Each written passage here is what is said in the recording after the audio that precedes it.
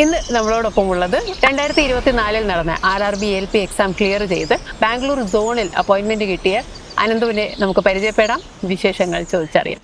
അനന്തു, ഈ government job എന്ന് പറയുന്ന സ്വപ്നത്തിലേക്ക് എപ്പോഴാണ് എത്തിച്ചേരുന്നത്? ഞാൻ കോളേജ് പാസ് ഔട്ട് ആയത് 2022 2022 പാസ് ഔട്ട് ആയ സമയത്ത് എനിക്ക് കമ്പനിയിൽ ജോലി കിട്ടിയായിരുന്നു. അപ്പോൾ കമ്പനി വേണോ ഗവൺമെന്റ് ജോബ് വേണോ എന്നൊരു കൺഫ്യൂഷൻ ഉണ്ടായിരുന്നു. ഈ കമ്പനി എന്ന് പറയുമ്പോൾ ഏത് കമ്പനിയിലാണ്? USC എന്ന് പറയുന്ന കമ്പനിയിലാണ് ജോലി കിട്ടിയത്. ഒരു MNC തന്നെ ജോലി കിട്ടി. അപ്പം കമ്പനി വേണോ ഗവൺമെന്റ് ജോബ് വേണോ എന്നൊരു കൺഫ്യൂഷൻ ഉണ്ടായിരുന്നു.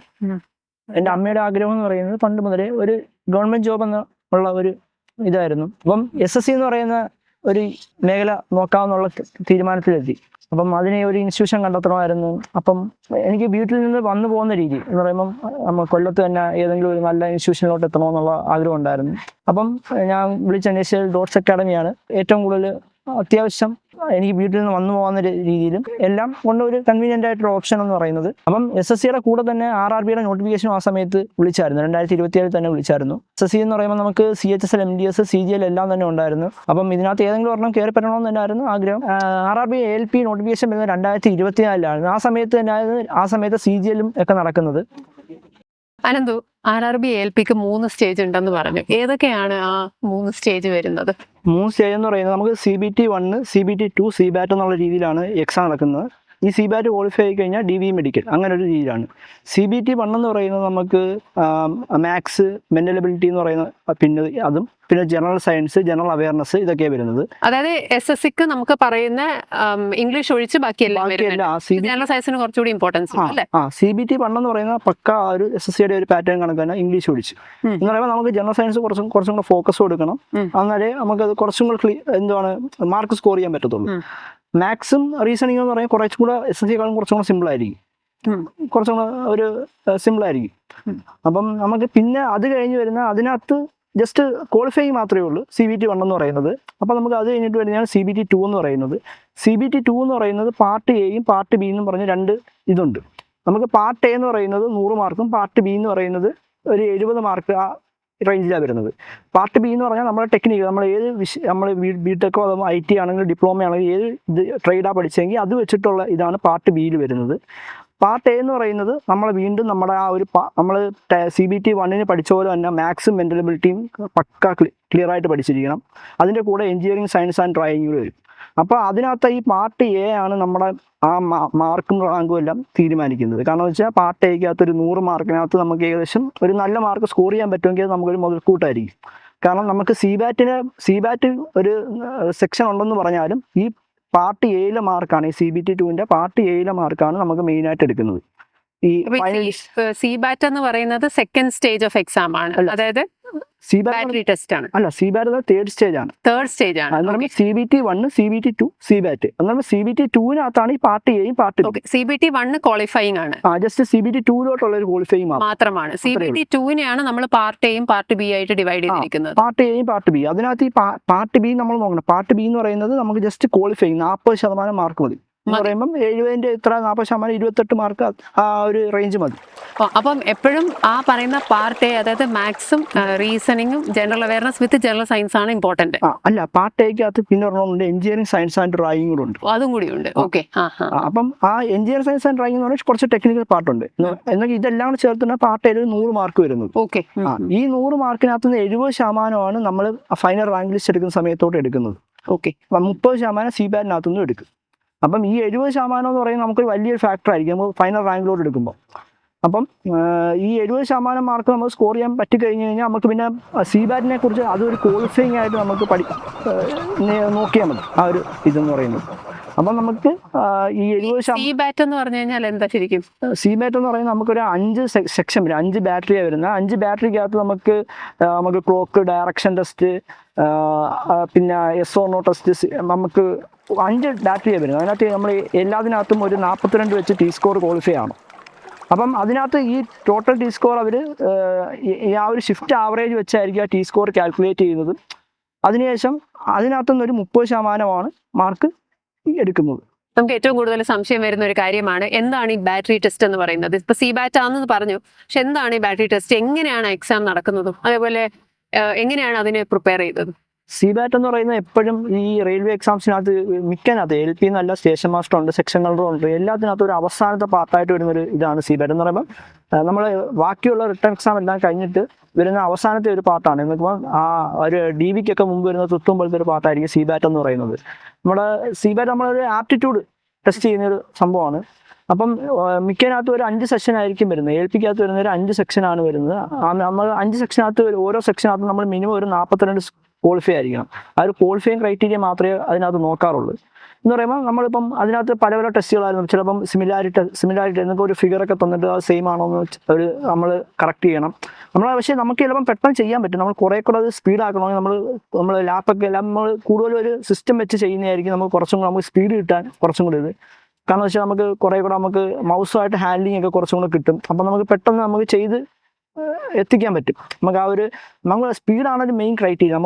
നമുക്ക് കാര്യങ്ങൾ അറിയാവുന്നില്ല, നമ്മുടെ കൈ എത്ര പെട്ടെന്ന് നമുക്ക് ക്ലിക്ക് ചെയ്ത് അടുത്തടുത്തോട്ട് പോകുന്നു, അതാണ് നമുക്ക് പെട്ടെന്ന് ഒരു സ്പീഡിൽ ചെയ്യാൻ പറ്റി കഴിഞ്ഞ് കഴിഞ്ഞാൽ നമ്മൾ അത്രത്തോളം നമുക്ക് കവർ ചെയ്യാൻ പറ്റും. ഓരോ സെഷനും നമുക്ക് അത്രയും കവർ ചെയ്യാൻ പറ്റും.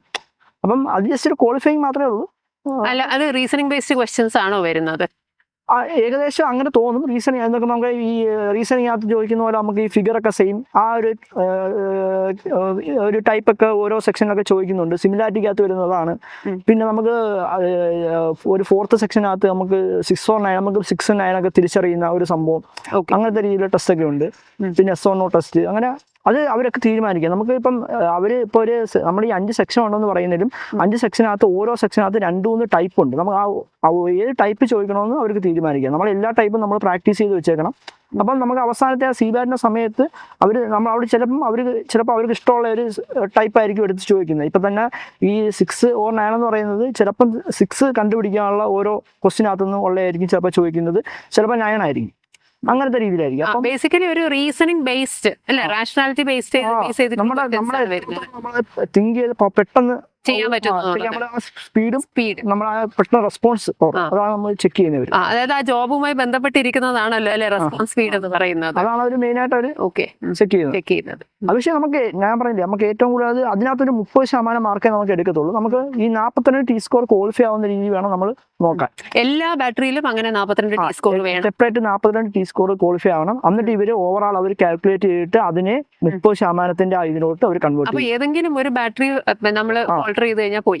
ഒരു ബാറ്ററി ഫെയിൽ ആയി കഴിഞ്ഞാൽ നമ്മൾ മൊത്തം, ചില ബാറ്ററിക്കകത്ത് ചിലപ്പോൾ 42 ചില നമുക്ക് 60 or 65 ഒക്കെ കിട്ടുന്നവർ കാണും. പക്ഷേ ഏതെങ്കിലും ഒരു ബാറ്ററിക്കകത്ത് 41 പോയിന്റ് ആയി പോയാൽ ഫെയിൽ ആവും. അങ്ങനത്തെ ഒരു ഇതാണ്. പക്ഷെ ഇതിന് 30% മാത്രമേ എടുക്കുള്ളൂ. 30%. ബാക്കി മറ്റേ CBT 2-നകത്തുള്ള പാർട്ട് എയ്ക്കകത്തു നിന്നുള്ള ആ 100-നകത്ത് തന്നെ അത് 70% കൺവേർട്ട് ചെയ്ത് ആ ഒരു 70% ആണ് ഫൈനലിനകത്തോട്ട് എടുക്കുന്നത്. ALPക്കുള്ള ഏറ്റവും ഇമ്പോർട്ടന്റ് ആയിട്ടുള്ള മറ്റൊരു ഘടകം എന്ന് പറയുന്നത് മെഡിക്കൽ സ്റ്റാൻഡേർഡ്സ് ആണ്. A1 മെഡിക്കൽ സ്റ്റാൻഡേർഡ്സ് അല്ലേ പറയുന്നത്? അപ്പം അത് എന്തൊക്കെയാണ് അതിൽ വരുന്നത്? നമുക്ക് ഏറ്റവും അവർ മെയിൻ ആയിട്ട് നോക്കുന്നതെന്ന് പറയുന്നത് വിഷൻ തന്നെയാണ്. എന്ന് നോക്കുമ്പം തന്നെയാണ് ഏറ്റവും ഒരു പക്കയായിട്ട് നോക്കുന്നത്. അവർ മെയിൻ ആയിട്ട് ചെക്ക് ചെയ്യും. നമുക്ക് ഈ A1 മെഡിക്കൽ സ്റ്റാൻഡേർഡ് എന്ന് പറയുമ്പോൾ നമുക്കിപ്പം ഈ DV കഴിഞ്ഞിട്ടാണ് മെഡിക്കലിന് വിടുന്നത് തന്നെ. DVയുടെ പിറ്റേ ദിവസമായിരിക്കും മെഡിക്കൽ. DV ക്വാളിഫൈ ആയി കഴിഞ്ഞാൽ അതിൻ്റെ പിറ്റേ ദിവസമായിരിക്കും ഒരു മെഡിക്കലിൻ്റെ മെമ്മോ തരുന്നത്. അപ്പം മെഡിക്കലിൻ്റെ മെമ്മോ എന്ന് പറയുമ്പോൾ രാവിലെ നമ്മൾ ബ്ലഡും കാര്യങ്ങളും എല്ലാം ടെസ്റ്റ് ചെയ്യണം. കാരണം നമ്മുടെ ഷുഗറൊക്കെ അവർ ചെക്ക് ചെയ്യും. ഷുഗറും യൂറിനും എല്ലാം ചെക്ക് ചെയ്യുന്നുണ്ട്. അതിനുശേഷം എക്സ്റേ എടുക്കുന്നുണ്ട്, എല്ലാം ചെക്ക് ചെയ്യുന്നുണ്ട്. പക്ഷെ അവർ അതെല്ലാം അതിൻ്റെ നടക്കുന്നുണ്ടെങ്കിലും അതിൻ്റെ മെയിനായിട്ട് അവർ ചെക്ക് ചെയ്യുന്നത് കണ്ണിൻ്റെ ഒരു ഫാക്ടർ തന്നെയാണ്. കണ്ണിൻ്റെ എപ്പോഴും അവർ നോക്കുന്നത് 6/6 ഡിസ്റ്റൻറ്റ് വിഷനും നിയർ വിഷനും അവർ നോക്കുന്നുണ്ട്. ഡിസ്റ്റൻറ്റ് വിഷൻ 6/6 ആയിരിക്കണം. അതുപോലെ തന്നെ കളർ ബ്ലൈൻഡ്നെസ് കളർ വിഷൻ പക്കയായിരിക്കണം. പിന്നെ അതുകൂടാതെ ബാക്കി കണ്ണിൻ്റെ ഈ ടെസ്റ്റുകളെല്ലാം ചെയ്യുന്നുണ്ട്. അവർ നോക്കുമ്പം ഈ റെറ്റിനയുടെ എല്ലാ ടെസ്റ്റുകളും പുറത്ത് വിട്ട് ചെയ്യിപ്പിക്കുന്നുണ്ട്. അങ്ങനെ കണ്ണുമായിട്ട് ബന്ധപ്പെട്ട സകല ടെസ്റ്റുകളും അവർ ഫോക്കസ് ചെയ്ത് ചെയ്യിക്കും. പിന്നെ അതുകൂടാതെ നമ്മുടെ ബോഡി ഫുള്ള് ചെക്കപ്പ് ഉണ്ട്, അവർ ചെയ്യുന്നുണ്ട്. മെയിനായിട്ട് കണ്ണ് തന്നെയാണ് ഒരു ഫാക്ടർ. അതാണ് മെയിൻ ചെക്ക് ചെയ്യുന്നത്. ഇയറും എല്ലാം ചെക്ക് ചെയ്യുന്നുണ്ട്. അനന്തോന് ഈ ലെവൽ ഓഫ് കോമ്പറ്റീഷൻ എത്താൻ വേണ്ടിയിട്ട് എത്ര കാലം എടുത്തു?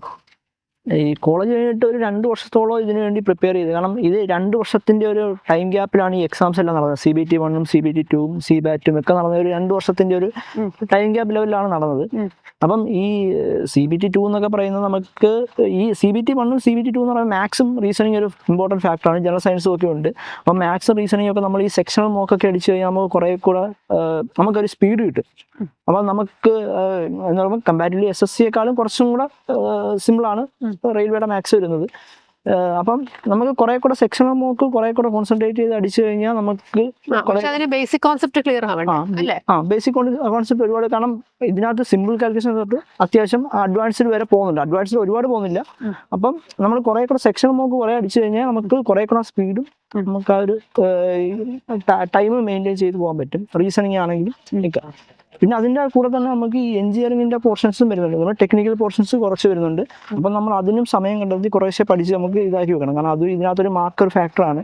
കാരണം നമുക്ക് ഈ പാർട്ട് ബിയിൽ വരുന്ന ടെക്നിക്കൽ ക്വാളിഫയിങ് ആണെങ്കിലും ആ 28 മാർക്ക് മേടിക്കാനുള്ള രീതിയിൽ നമ്മളൊരു ടെക്നിക്കൽ നമ്മൾ പഠിച്ചു വെക്കണം. അപ്പം അതുകൂടാതെ ഈ പാർട്ട് എയിലും എഞ്ചിനീയറിംഗ് സയൻസ് ആൻഡ് ഡ്രോയിങ് എന്ന് പറയുന്നൊരു പോർഷൻ വരുന്നുണ്ട്.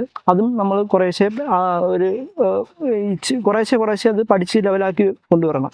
ഓക്കെ. അപ്പൊ SSCക്ക് പഠിച്ചതിനേക്കാളും കൂടുതൽ എക്സ്ട്രാ ആയിട്ട് എഞ്ചിനീയറിംഗിന്റെ കാര്യങ്ങൾ പഠിച്ചിട്ടുണ്ട് MCQ ചെയ്യാനായിട്ട്. കോളേജ് ചെയ്യുമ്പോൾ ഡിസ്ക്രിപ്റ്റീവ് ആയിട്ടല്ലേ ചെയ്യുന്നത്? തന്നെ ഞാൻ ശരിക്കും പറഞ്ഞാൽ ഈ ഒരു SSCയുടെ പോർഷൻസ് പഠിച്ച സമയത്ത് ടെക്നിക്കൽ പഠിക്കണമെന്ന് പോലും ചിന്തിച്ചിട്ടില്ല. ഈ ഒരു CBT 2ന്റെ ആ ഒരു ഇത് വന്നപ്പോഴാണ് ടെക്നിക്കൽ വീണ്ടും പഠിച്ചു തുടങ്ങിയതും. CBAT സമയം ആകുമ്പോഴാണ് പിന്നെ CBAT വേണ്ടി വീണ്ടും ഒന്ന് പ്രിപ്പയർ ചെയ്യും. ആ ഒരു സമയം കുറച്ച്. പക്ഷെ ഈ ഒരു പഠിക്കണം എന്നുള്ള ഒരു ഐഡിയ, അതായത് ഇങ്ങനെയാണ് പ്രിപ്പയർ ചെയ്യേണ്ടതെന്നുള്ളത്, ഇങ്ങനെ ഒരു കോമ്പറ്റേറ്റീവ് എക്സാമിന് പ്രിപ്പയർ ചെയ്യാൻ തുടങ്ങിയപ്പോഴാണോ ഇത് വന്നത്? അതായത് ഇങ്ങനെയാണ് സ്ട്രീം ലൈൻ ചെയ്ത് പഠിക്കേണ്ടതെന്നുള്ളത് തന്നെ ഈ നമ്മുടെ ഒരു സാധാ രീതിയിൽ പഠിച്ചു കഴിഞ്ഞ് കഴിഞ്ഞാൽ ഇത് നമുക്ക് ക്ലിയർ ചെയ്യാൻ പറ്റത്തില്ല. നമുക്ക് ജസ്റ്റ് ആ മാർക്ക് ബോർഡറിൽ തന്നെ, അങ്ങനെ കുറേ എക്സാംസ് എനിക്ക് ബോർഡറിൽ വന്ന് പോയിട്ടുമുണ്ട്. കുറച്ചും കൂടെ നല്ല രീതിയിൽ പഠിച്ചാൽ എന്ന് പറയുമ്പോൾ നമ്മൾ അതിന് നമ്മൾ ആ ഇൻവെസ്റ്റ് എന്നൊക്കെ അതേന്ന് പറഞ്ഞ് കുറച്ചും കൂടെ ആ ഒരു പർട്ടിക്കുലർ പോർഷൻ നമ്മൾ പഠിച്ചാൽ നമുക്ക് ഇപ്പം ടെക്നിക്കലാണെങ്കിൽ ടെക്നിക്കൽ കുറച്ച് നമ്മൾ തറവാക്കി പഠിക്കണം. കാരണം വെച്ച് കഴിഞ്ഞാൽ നമ്മൾ മറ്റേത് മാത്രം പഠിച്ചെന്ന് വിചാരിച്ചിട്ട് കാര്യമില്ല.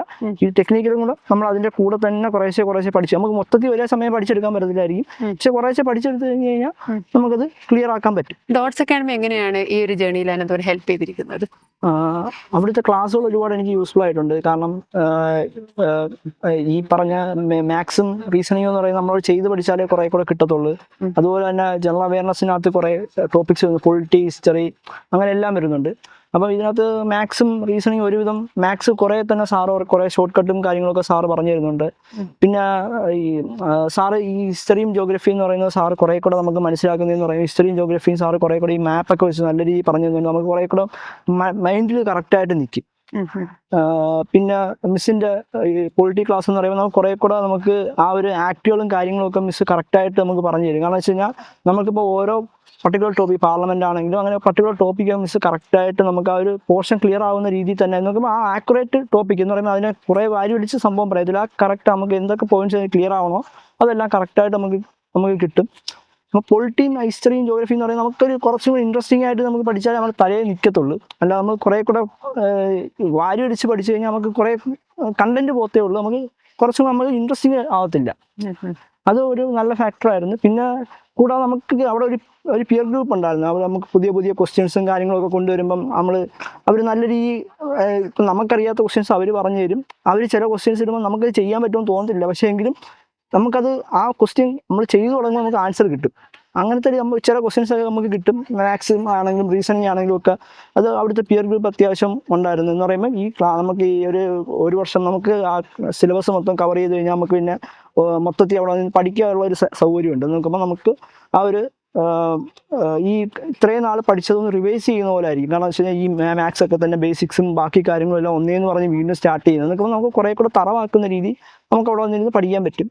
അപ്പോൾ അതിനകത്ത് നമുക്ക് ഡൗട്ടുകൾ വരും. അപ്പം നമുക്ക് നമ്മുടെ ഫ്രണ്ട്സ് നമ്മൾ ക്ലിയർ ചെയ്യും. അനന്തു എന്താണ് പഠിച്ചത്? ഗ്രാജുവേഷൻ ഡിഗ്രി ഞാൻ ബിടെക് ആണ് പഠിച്ചത്. ട്രേഡ് എന്ന് പറയുന്നത് ഇലക്ട്രിക്കൽ ഇലക്ട്രോണിക്സ് എഞ്ചിനീയറിംഗ് ആണ്, ട്രിപ്പിൾ എന്ന് പറയും. അപ്പം ഇതിനകത്തൊരു ക്വാളിഫിക്കേഷനാണ്. നമുക്കിപ്പം ALP എന്ന് പറയുന്നത് ITI, ഡിപ്ലോമ, ബിടെക്, ഇത് ഏത് പഠിച്ചവർക്കും അവർ കുറച്ച് ട്രേഡുകൾ പറയുന്നുണ്ട് അതിൽ തന്നെ. പക്ഷേ ഈ ക്വാളിഫിക്കേഷൻ ഇത് മൂന്നുമാണ് പറയുന്നത്. ITI, ഡിപ്ലോമ, ബിടെക് എന്നുള്ള രീതിയിലാണ് പറയുന്നത്. ALP എക്സാം എഴുതാൻ താല്പര്യപ്പെടുന്ന ഒരു ആസ്പിരന്റിനോട് എന്താണ് അനന്തുവിന് ഒരു സന്ദേശം കൊടുക്കാനുള്ളത്? നമ്മളിപ്പം ഡിഗ്രി ആണെങ്കിലും അല്ലെങ്കിൽ ഡിപ്ലോമ ആണെങ്കിലും കഴിഞ്ഞിട്ട് ആദ്യം CBT 1 വേണ്ടി പ്രിപ്പയർ ചെയ്യുക. കാരണം CBT 1 അത് ക്വാളിഫൈ ആവണം. കാരണം വെച്ച് കഴിഞ്ഞാൽ അതിനകത്ത് ഈ മെന്റൽ എബിലിറ്റിയും റീസണിങ്ങും എന്ന് പറയുന്ന ഒരു ഫാക്ടർ, അത് ജനറൽ സയൻസും ജനറൽ അവയർനെസ്സും എല്ലാം ഉണ്ട്. അപ്പം അതിനകത്ത് 75 മാർക്കിനകത്താണ് നടക്കുന്നത് CBT 1 എന്ന് പറയുന്നത്. അപ്പം അതിനകത്തൊരു ക്വാളിഫൈങ് മാർക്ക് ഉണ്ടായിരിക്കണം. എന്ന് പറയുമ്പോൾ ക്വാളിഫൈങ് എന്ന് പറയുമ്പോൾ നമ്മളിപ്പം ഈ ഒരു CBT 2 ക്വാളിഫൈ ചെയ്യാൻ വേണ്ടിയിട്ടുള്ളൊരു മാർക്ക് സ്കോർ ചെയ്യണം. അപ്പം അതിനുശേഷം CBT 2 എന്ന് പറയുന്ന ഒരു സംഭവം അത് ടെക്നിക്കലുണ്ട്. ആ ടെക്നിക്കലും പോർഷൻ നമ്മൾ കുറേശ്ശെ പഠിച്ച് കൊണ്ടുവരണം. കാരണം വെച്ചാൽ പെട്ടെന്ന് പഠിക്കാൻ നിന്ന് കഴിഞ്ഞാൽ നടക്കത്തില്ല. അപ്പം ടെക്നിക്കൽ കുറേശ്ശെ പഠിച്ച് കൊണ്ടുവന്നു കഴിഞ്ഞാൽ നമുക്ക് സുഖമായിട്ട് ക്ലിയർ ചെയ്യാൻ പറ്റും. അത് CBAT ആണെങ്കിലും ആ CBAT നമ്മൾ ആ ഓരോ ബാറ്ററിയും ഇമ്പോർട്ടൻ്റ് ഇന്നൊക്കെ 5 ബാറ്ററി ഉള്ളതിനകത്ത് 5 ബാറ്ററിക്കും ഒരേ ഇമ്പോർട്ടൻസ് കൊടുത്ത് ചെയ്യണം. കാരണം ഒരു ബാറ്ററി പോലും ഫെയിൽ ആയി കഴിഞ്ഞ് കഴിഞ്ഞാൽ നമ്മൾ ബാക്കി 4 ബാറ്ററിയിൽ എത്ര സ്കോർ കയറ്റിയാലും നമുക്ക് ഫെയിൽ ആയെന്ന് അർത്ഥം.